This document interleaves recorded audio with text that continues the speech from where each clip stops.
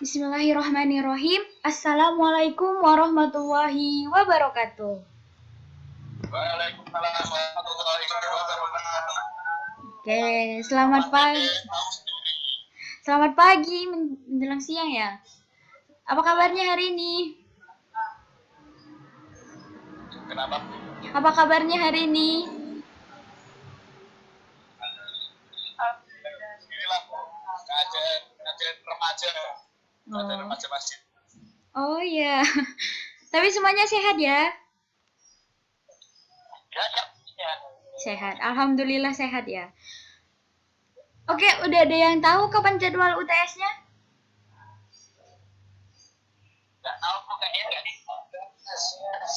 Oh, kayaknya nggak ada UTS ya? Oh, oke. Oke, sebelum memulai pembelajaran pagi hari ini, marilah kita berdoa terlebih dahulu agar pembelajaran hari ini mendapat berkat dan rahmat dari Allah Subhanahu wa taala. Berdoa dimulai.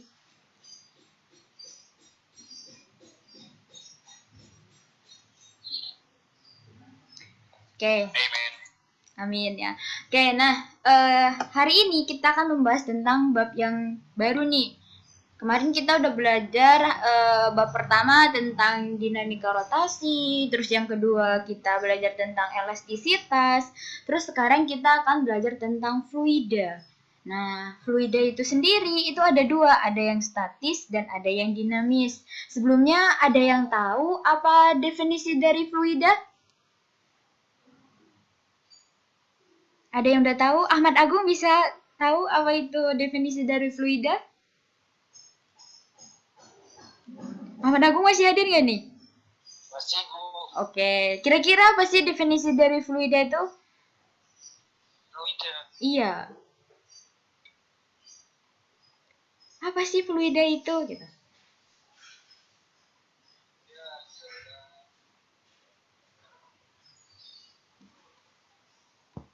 Bentar Bu. Oke, bentar. Zat yang dapat mengalir dan memberikan sedikit hambatan terhadap perubahan bentuk seketika ditekan. Oke, zat yang dapat mengalir ya, intinya adalah zat yang dapat mengalir. Terus zat yang dapat mengalir itu apa aja nih menurut Ahmad? Air. Air, terus? Lagi? Ya, air. Air, terus? Cuman air doang? Tidak tahu yang lain. Nggak tahu yang lain. Coba temennya yang lain. Rizky masih hadir nggak nih? Rizky masih hadir?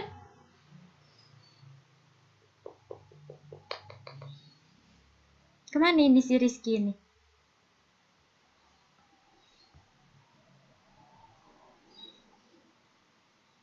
Oke, nah kita tahu kan sendiri bahwa zat, bentuk wujud zat itu kan ada tiga. Ada padat, ada cair, dan ada gas. Nah, yang hanya bisa mengalir itu adalah cair dan gas. Berarti itu adalah contoh dari fluida.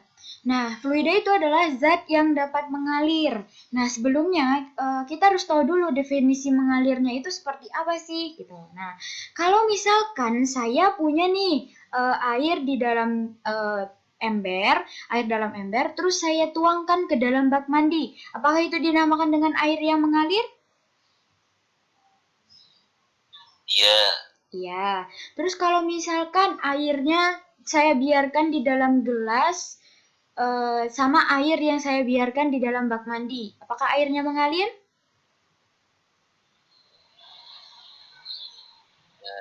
Tidak. Tidak. Oke, nah jadi definisi mengalir itu adalah ketika cairan itu atau gas itu ketika kita berikan gaya. Nah, kalau dia tidak terkena gaya, dia tetap dalam keadaan yang tetap, maka dia tidak mengalir. Nah, kalau untuk definisi dari kan fluida itu mekanika fluida itu kan ada dua, ada yang fluida yang statis dan ada yang fluida dinamis. Nah, kalau misalkan air di dalam bak mandi itu termasuk fluida apa nih?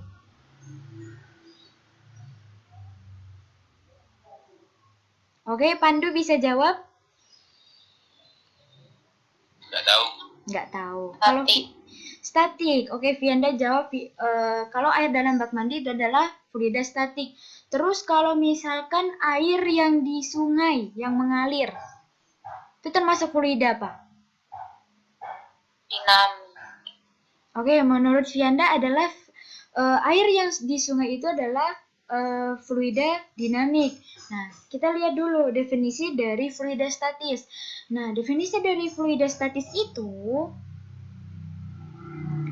adalah fluida atau zatnya yang tidak bergerak atau diam, fluida yang diam atau untuk contoh sederhananya tadi adalah air yang di dalam bak mandi atau air di dalam gelas. Nah, untuk contoh yang tidak sederhana itu adalah air sungai. Kenapa air sungai itu dikatakan sebagai fluida statis? Karena dia memiliki kecepatan yang seragam, baik dari atas sungai sampai dasarnya, dari permukaan sungai sampai dasarnya. Jadi, air sungai itu adalah termasuk fluida yang statik karena memiliki kecepatan yang seragam. Jadi pada intinya fluida statis itu adalah fluida yang diam atau yang memiliki kecepatan seragam. Gitu. Oke, sampai sini bisa dipahami ya. Nah, di fluida statis ini kita akan belajar tentang yang namanya ada tekanan, tekanan hidrostatis, tekanan mutlak, tekanan permukaan zat cair, kapilaritas, viskositas, hukum Pascal, dan hukum Archimedes. Nah, untuk penerapan hukum fluida sendiri itu ada dongkrak hidrolik, rem hidrolik, terus nanti ada tentang mengapung, melayang, dan tenggelam, ada hidrometer, ada kapal laut, kapal selam, dan balon udara. Nah, kayak sebelumnya saya ingin bertanya nih, di sini ada yang bisa berenang?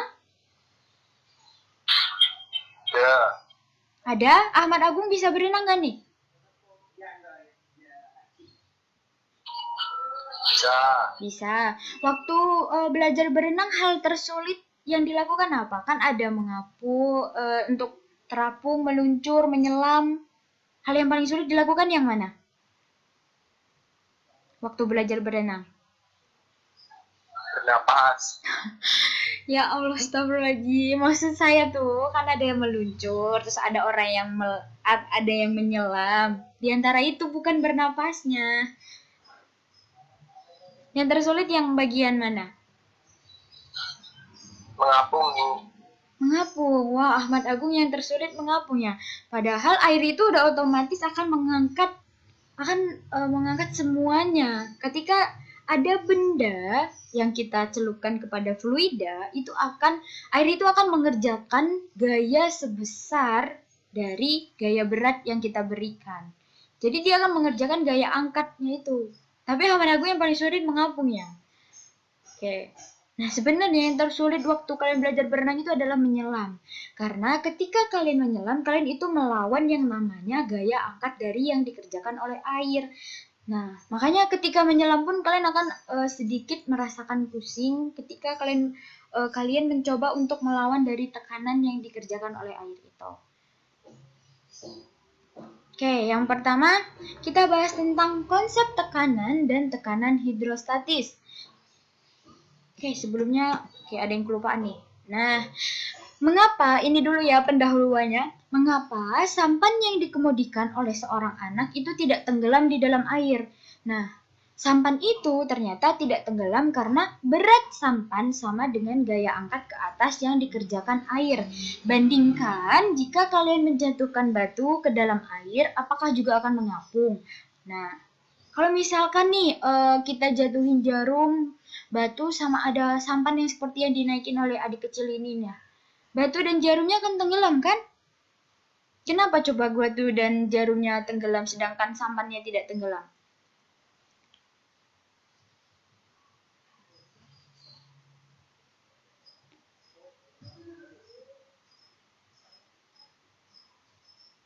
Oke, Ahmad Agung bisa jawab?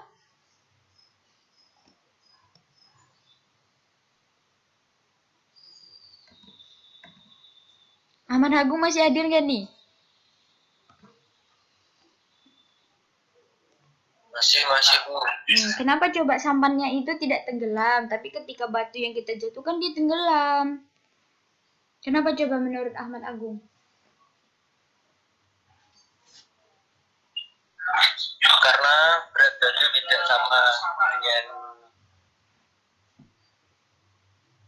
tidak sama dengan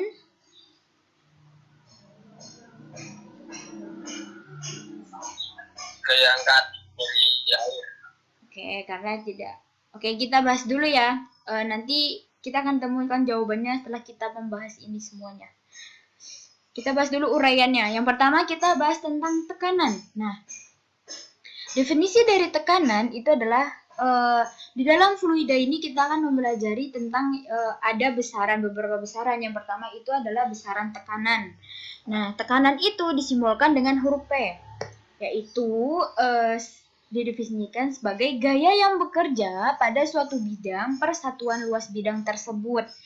Nah, gaya ini misalkan kita punya balok kayu dengan luas penampang A, terus kita berikan gaya sebesar F, maka P-nya sama dengan perbandingan dari F per A-nya. Nah, untuk satuan tekanan itu ada namanya, yang pertama adalah untuk gaya satuannya adalah Newton dan luas penampang itu adalah meter kuadrat. Nah, untuk 1 Newton per meter kuadrat itu sama besarnya dengan 1 Pascal. Jadi ini otomatis satuannya bisa dibuat dalam Pascal. Terus 1 atmosfer itu sama dengan 1 kali 10 pangkat 5 Pascal. Jadi 1 atm itu sebesar 1 kali 10 pangkat 5. Terus 1 megabar itu sama dengan 1 kali 10 pangkat mohon maaf, ini adalah milibar ya. 1 milibar itu sama dengan 1 kali 10 pangkat min 3 bar. Dan 1 atmosfer juga sebanding dengan 76 cm Hg. Nah, yang sering kita gunakan adalah Pascal, cm Hg, dan bar. Terus, untuk selanjutnya ada besaran yang namanya tekanan hidrostatis. Nah, dari namanya ada hidrostatis. Udah jelas ya bahwa ini adalah tekanan dalam zat cair. Tekanan hidrostatis adalah tekanan zat cair yang disebabkan oleh berat zat cair itu sendiri. Karena beratnya sendiri, maka ada tekanan hidrostatis itu.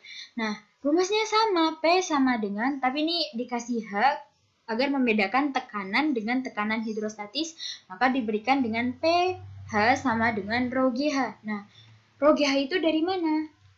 Oke, saya coba. Nah, tadi kan sama aja rumusnya untuk tekanan hidrostatis. Tekanan hidrostatis. Nah, tekanan hidrostatis dilambangkan dengan huruf pH.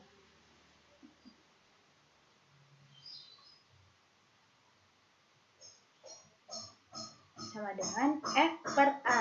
Nah, tadi definisi untuk tekanan hidrostatis adalah tekanan yang disebabkan oleh gaya beratnya sendiri.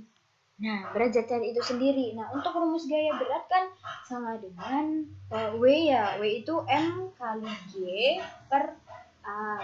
Nah, kita tahu sendiri untuk massa jenis itu rho sama dengan M per V.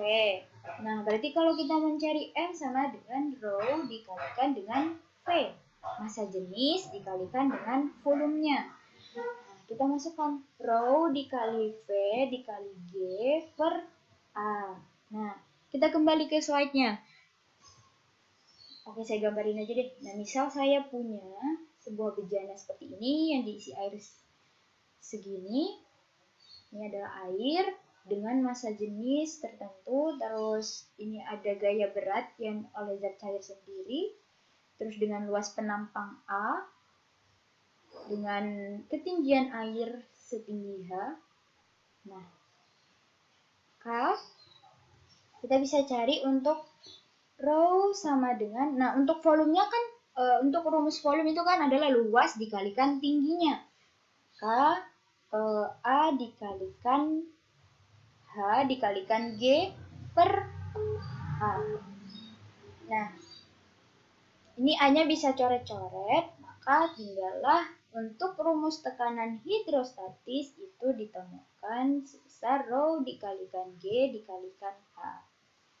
Nah, jadi sama sebenarnya, dia dari F per A, cuman karena tekanan hidrostatis itu adalah tekanan yang dihasilkan oleh gaya beratnya sendiri, maka kita bisa jabarkan bahwa rho itu M per V, massa jenis itu adalah massa dibagi dengan volumenya. Maka ketika mencari massa, maka tinggal rho dikalikan volume. Nah, untuk rumus volume kita bisa jabarkan luas penampangan dikalikan ketinggiannya, kita bisa coret-coret. Jadi tinggal untuk mencari tekanan besar tekanan hidrostatis, yaitu adalah rho dikali G dan dikalikan dengan massa jenis dikalikan gravitasi dikalikan ketinggiannya. Nah, dari persamaan ini kita bisa pahami bahwa untuk tekanan hidrostatis itu akan bergantung pada ketinggiannya.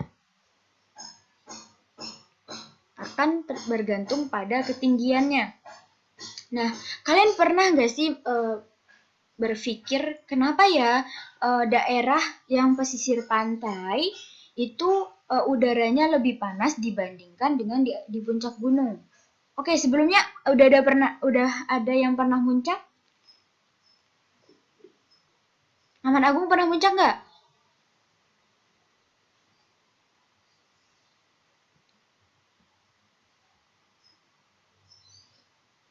Ini Ahmad Agung udah nggak hadir. Masih hadir nggak nih Ahmad Agung? Hadir. Oke, Ahmad Agung pernah muncak nggak? Nggak pernah, Bu. Oke, temennya yang pernah muncak siapa? Ada temennya yang pernah muncak?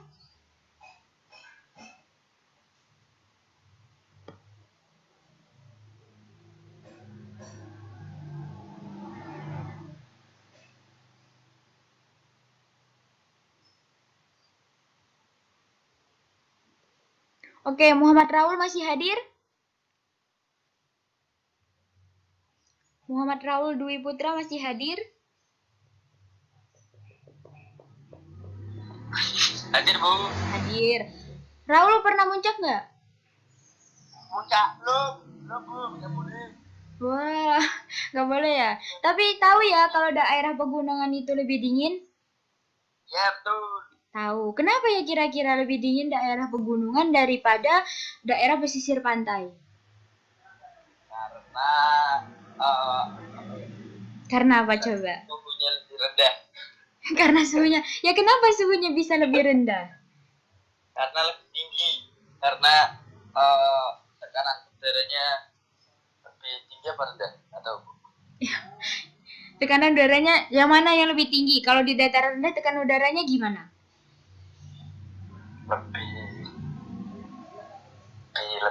lebih rendah tadi ya, Bu. Berarti menurut Raul di dataran rendah tekanan udaranya lebih rendah. Insya Allah. Kalau tekanan udaranya lebih rendah harusnya dingin dong di pantai. Oke, berarti lebih tinggi, fix. Berarti lebih tinggi. Nah, tekanan udara itu kan walaupun udara itu sebenarnya ringan, tapi kalau udaranya banyak, dia akan memiliki yang namanya massa atau memiliki berat. Nah, kalau ketika dia berkumpul jadi banyak. Nah, untuk bumi kita itu memiliki yang namanya gravitasi. Nah, ketika udara itu ditarik oleh gravitasi, maka menghasilkan yang namanya tekanan udara. Nah, kenapa daerah laut atau dataran rendah itu lebih hangat suhunya atau lebih tinggi? Itu karena gaya gravitasi yang dilakukan. Maksudnya gaya gravitasi di daerah pesisir pantai itu jauh lebih besar atau di dataran rendah itu jauh lebih besar dibandingkan gaya gravitasi ketika kita berada di puncak gunung. Nah, makanya ketika gaya gravitasinya lebih tinggi, otomatis udaranya akan lebih cepat dan saling bertabrakan antara molekul udara satu dengan molekul udara yang lain. Dan dia kan karena gravitasinya besar, maka udaranya itu lebih cepat turun, lebih cepat ketarik dengan molekul udara itu bisa saling bertabrakan sehingga menghasilkan tekanan udara yang tinggi. Berbeda halnya ketika di puncak gunung.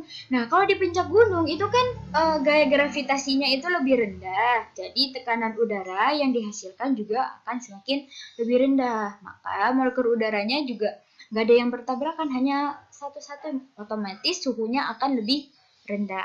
Jadi udah bisa dipahami ya kenapa di puncak gunung sama di dataran yang lebih rendah atau daerah pesisir pantai itu suhunya lebih hangat atau lebih tinggi di pesisir pantai dibandingkan di daerah pegunungan. Karena tekanan udara yang berada di dataran rendah itu jauh lebih tinggi dibandingkan tekanan udara di pegunungan gitu. Sampai sini bisa dipahami ya untuk suhunya lebih tinggi di daerah dataran rendah dibandingkan dataran tinggi.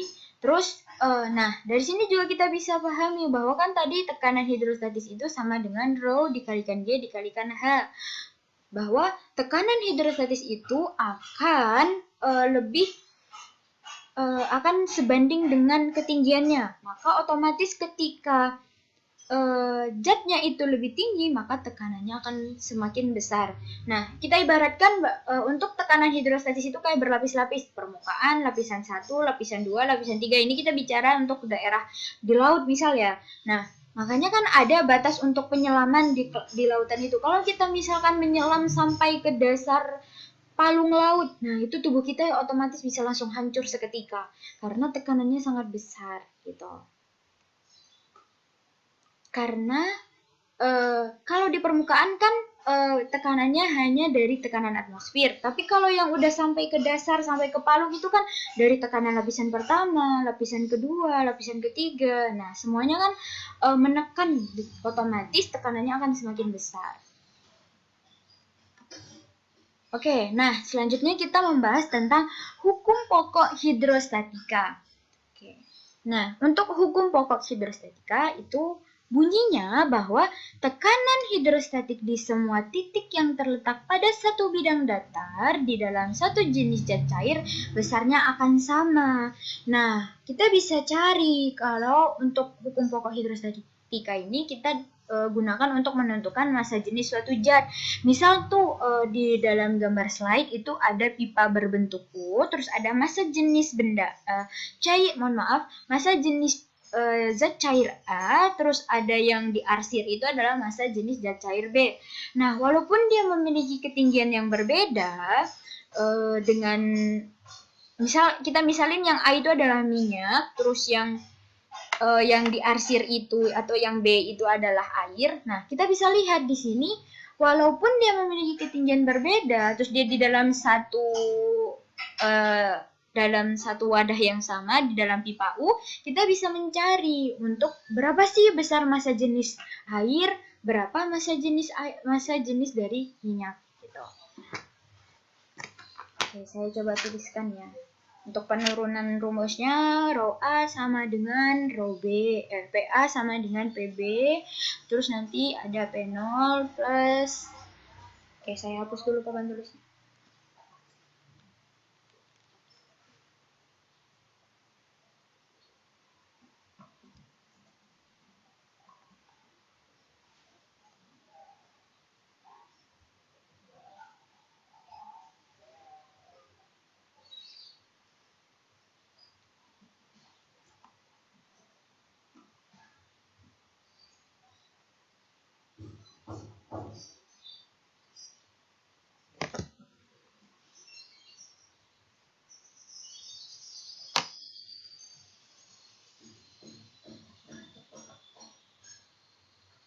Oke, untuk hukum pokok hidrostatika. Nah, misal tadi kayak ada pipa U, nah yang satu itu berisi minyak, terus yang A itu berisi minyak, terus yang B itu berisi air. Nah, kita jabarkan bahwa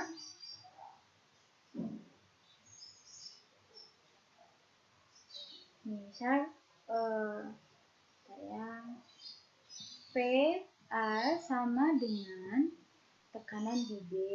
Kan hukumnya berbunyi seperti itu. Tekanan pada bidang datar akan sama besarnya. Terus, nah, kita jabarkan. PA itu adalah P0 plus rho A, massa jenis A dikalikan gravitasi dikalikan ketinggian dari A itu akan sama dengan P0 plus rho B dikalikan G dikalikan ketinggian dari B-nya. Nah, Terus selanjutnya, nah untuk P0 sendiri di sini adalah tekanan dari atmosfer ya. Ini adalah tekanan dari atmosfer, tekanan dari udaranya. Terus selanjutnya ini sama, terus ini juga sama, gravitasinya juga sama, maka tinggal rho A sama dengan dikali HA sama dengan rho B dikalikan HB-nya, ketinggian benda B-nya. Oke, nah berarti kita bisa mencari berapa sih massa jenis rho A-nya. Nanti rho A sama dengan rho B dikali H ketinggian B per ketinggian HA-nya. Sama halnya juga dengan kita mencari rho B sama dengan rho A dikalikan ketinggian HA-nya per ketinggian HB-nya. Nah, itu untuk mencari massa jenis dari zat yang terdiri dari dua jenis dalam satu pipa U.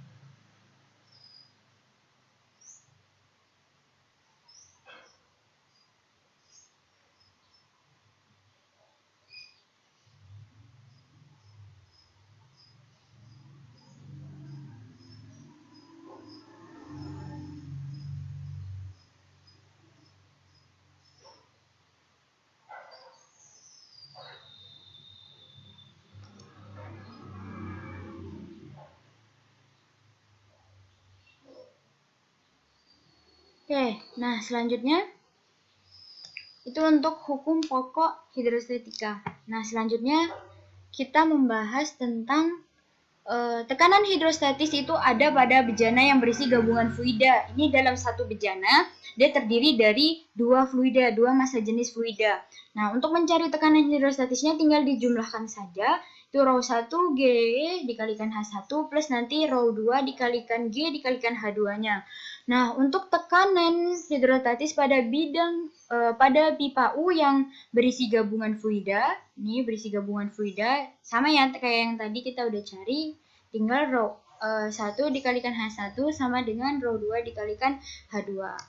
Oke, selanjutnya kita mempelajari tentang hukum Pascal. Nah, hukum Pascal itu berbunyi, tekanan yang diberikan kepada fluida dalam sebuah ruangan tertutup akan diteruskan sama besar ke segala arahnya.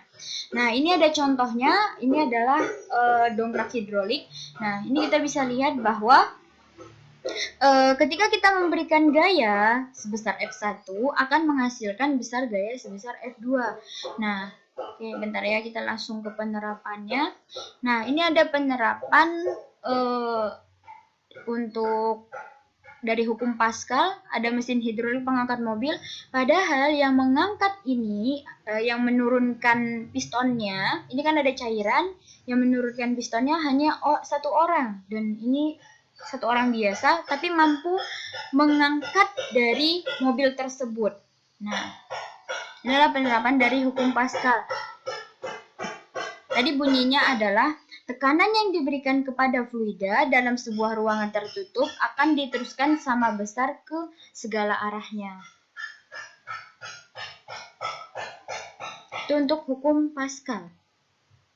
Nah, sekarang kita membahas tentang hukum Archimedes.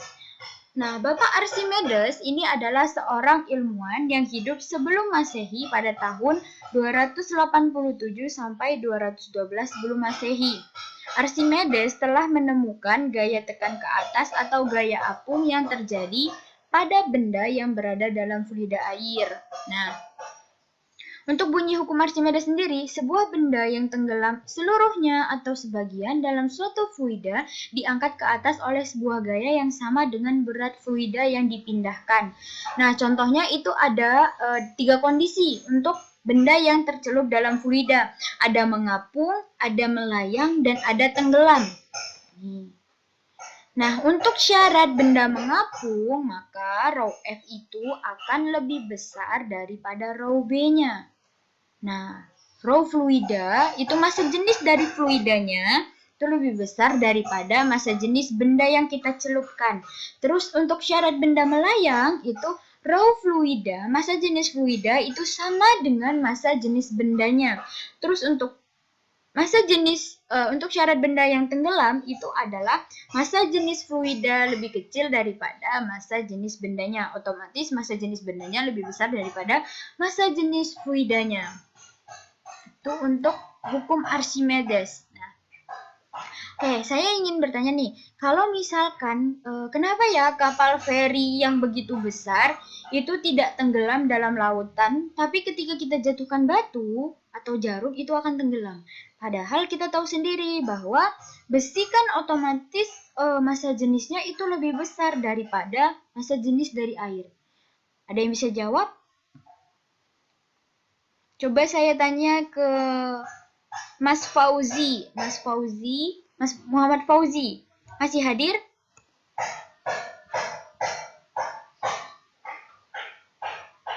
Muhammad Fauzi. Ya, Bu. Ramai banget ya? Ya, Bu.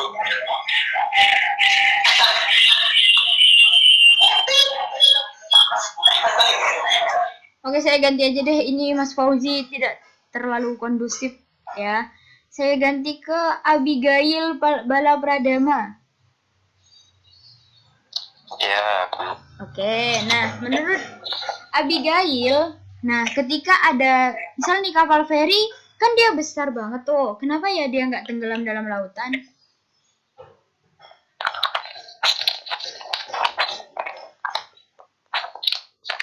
Ya, kita buka. Kenapa? Jenisnya sama kayak hukum Archimedes ini. Massa jenisnya lebih kecil dari massa jenis air. Massa jenisnya lebih kecil daripada massa jenis air. Ya. Tapi kan kalau kan kapal feri itu terbuat dari besi. Nah, besinya itu kan massa jenis besi kan lebih besar daripada massa jenis air. Luas penampang mempengaruhi. Oke, karena luas penampangnya ya. Nah, Ya. Oke, benar ya Mas Abigail bahwa nah ketika kapal itu tidak tenggelam itu walaupun kita tahu sendiri bahwa massa jenis dari besinya itu lebih besar daripada massa jenis air, tapi dia nggak tenggelam karena luas penampangnya. Sama kalau misalkan kayak batu, walaupun kan massa jenis batu juga lebih besar ya, massa jenis batu lebih besar daripada massa jenis air, makanya batu juga tenggelam. Tapi untuk kapal, kenapa dia nggak tenggelam? Walaupun kita tahu sendiri bahwa massa jenis dari batu itu,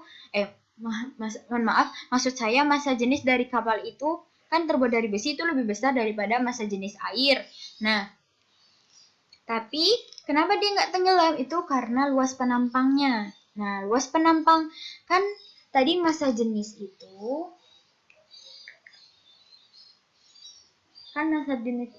adalah rho sama dengan M per V.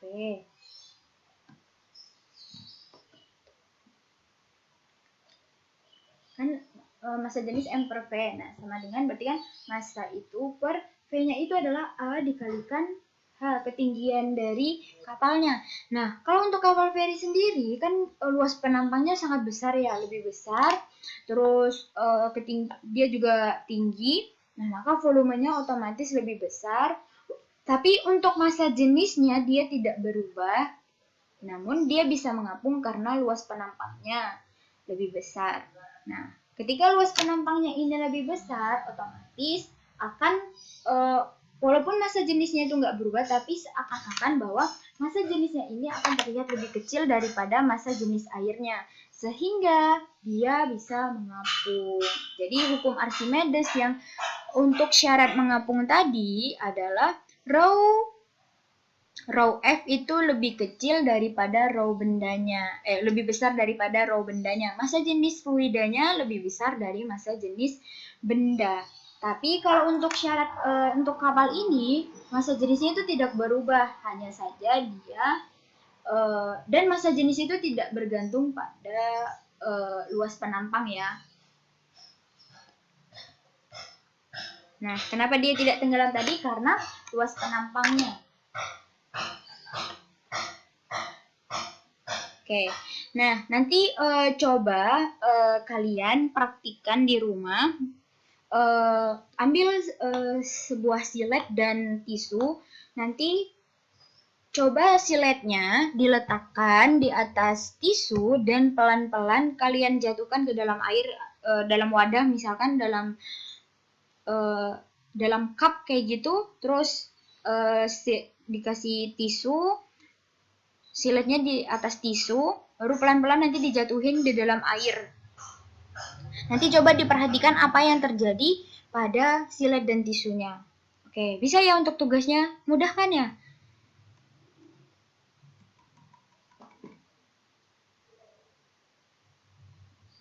Berarti untuk yang kenapa kapal yang sangat besar di lautan itu tidak tenggelam, walaupun kita tahu sendiri bahwa untuk massa jenisnya itu, massa jenis besi itu jauh lebih besar dibandingkan massa jenis dari zat cair itu karena luas penampangnya.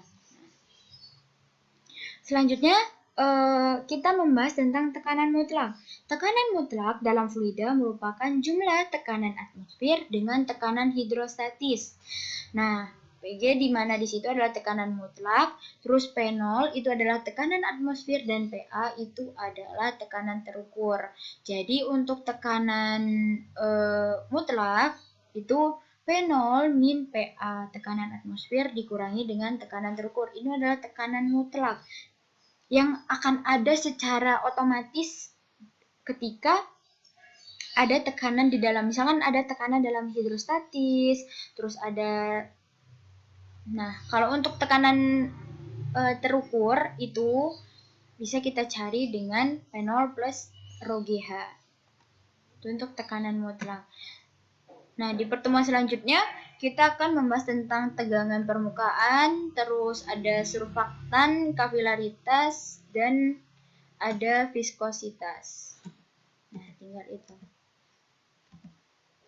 Oke, sampai hukum Archimedes. Ada yang mau ditanyakan?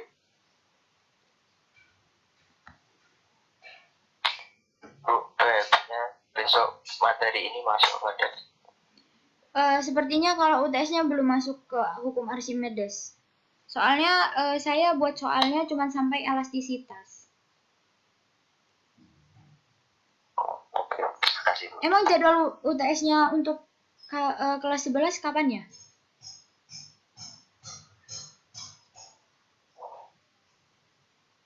Tanggal berapa? Tanggal 14? Oh, berarti tanggal 14 ya? Tanggal 14 sampai tanggal 18?